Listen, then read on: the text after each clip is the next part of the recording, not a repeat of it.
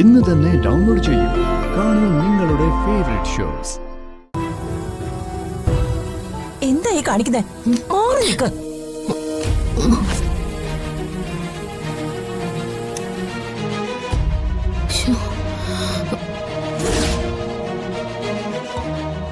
Gas ഉപയോഗിക്കുമ്പോ ശ്രദ്ധിക്കണമെന്ന് എത്ര വട്ടം പറയണം? ലീക്ക് ചെയ്യുന്ന കണ്ടില്ലേ? ഓർമ്മയില്ലെങ്കിൽ ഇതൊന്നും ചെയ്യാൻ അടുക്കളയിൽ കയറരുത്. ആ സാരിക്കിപ്പോ തീ പിടിച്ചിരുന്നെങ്കിൽ എന്ത് ചെയ്യായിരുന്നു? സോറി ചേച്ചി, ഞാൻ മറ്റെന്തോർത്ത് നിന്ന് പോയതാ. എന്തെങ്കിലും പറ്റി കഴിഞ്ഞിട്ടേ പിന്നെ സോറി പറഞ്ഞിട്ട് എന്താ കാര്യം? അതിന് ചേച്ചി എന്തിനിങ്ങനെ ദേഷ്യപ്പെടുന്നേ? കാര്യം പറഞ്ഞ എനിക്ക് മനസ്സിലാവും. എത്ര തവണ ഇതൊക്കെ പറഞ്ഞു തന്നിട്ടുണ്ട്, എന്നിട്ട് എന്തെങ്കിലും മനസ്സിലായോ? ഇപ്പൊ തന്നെ ഞാൻ വന്ന് കണ്ടില്ലായിരുന്നെങ്കിൽ ഗ്യാസ് പൊട്ടിത്തെറിച്ച് എന്തെങ്കിലും അപകടം ഉണ്ടായേനെ. എന്നിട്ട് അതിന്റെ പഴി മുഴുവൻ ഞങ്ങളുടെ തലയിലായേനെ. ഓർമ്മക്കുറവിനുള്ള മരുന്ന് കഴിച്ച് അവിടെ എങ്ങനെ ഇരുന്നാ പോരായിരുന്നോ? വെറുതെ അടുക്കളയിൽ കയറി ഇതുപോലുള്ള ഭ്രാന്ത് കാണിച്ച് ഞങ്ങളെ ബുദ്ധിമുട്ടിക്കരുത്. മതി, നിർത്ത. മര്യാദയ്ക്ക് സംസാരിക്കണം.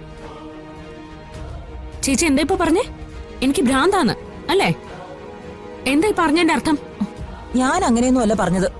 ഇതിപ്പോ പല തവണയായി ചേച്ചി ഇതുപോലെ എന്റെ ഓർമ്മക്കുറവിനെ കുറിച്ച് സംസാരിക്കുന്നു. ഇങ്ങനെ വെളിവും വെള്ളിയാഴ്ച അല്ലാതെ ഓരോന്ന് ചെയ്താ ഇതുപോലെ ചിലപ്പോ പറഞ്ഞെന്നിരിക്കും. അതിന് എന്നോട് ദേഷ്യപ്പെട്ട ഒരു കാര്യമില്ല. ഓർമ്മക്കുറവിന്റെ പേരും പറഞ്ഞ് അടുക്കളയിൽ കയറാൻ പോലും പറ്റാത്തവളെ ഞാനെന്ന് വരുത്തി തീർക്കാണോ?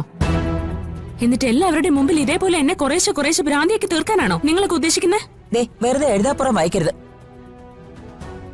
എന്റെ ഓർമ്മക്കുറവിനെ കുറിച്ച് എനിക്ക് നല്ലതുപോലെ അറിയാം. പക്ഷെ അതെങ്ങനെ സംഭവിച്ചു?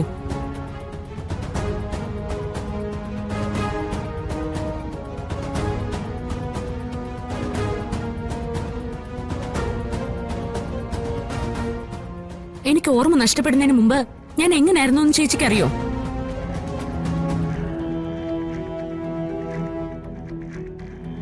അമ്മയ്ക്കറിയോ? അറിയാമെങ്കിൽ ഒന്ന് പറഞ്ഞുതാ. എന്താ മോളെ, എന്തിനെങ്ങനെ ദേഷ്യപ്പെടുന്നേ?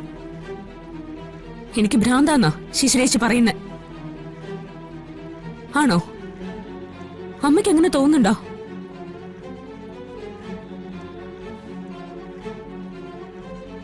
എന്തോ ഒരു ഭ്രമത്തിനുള്ളിൽ ഞാൻ പെട്ടുപോയിട്ടുണ്ടെന്ന് എനിക്കും അറിയാം. അതെന്താണെന്ന് തിരിച്ചറിയാനും എനിക്ക് പറ്റുന്നില്ല. പക്ഷെ അതിന്റെ പേരിൽ ആരും എന്നെ അധിക്ഷേപിക്കാൻ നിൽക്കരുത്.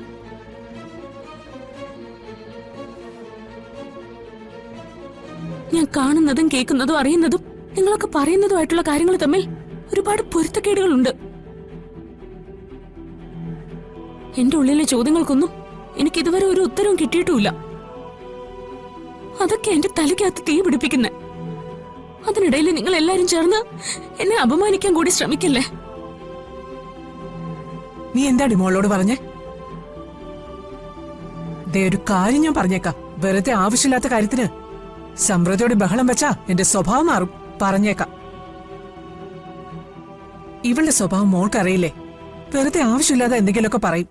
മോൾ അതങ്ങ് മറന്നേക്ക്. എനിക്കിനി ഒരിക്കലും ഓർമ്മ തിരിച്ചിട്ടില്ലെന്നാണോ നിങ്ങൾ എല്ലാരും കരുതുന്നത്? എന്റെ ഓർമ്മകളൊക്കെ തിരിച്ചു പിടിക്കാനാണ് ഞാൻ ശ്രമിക്കുന്നത്.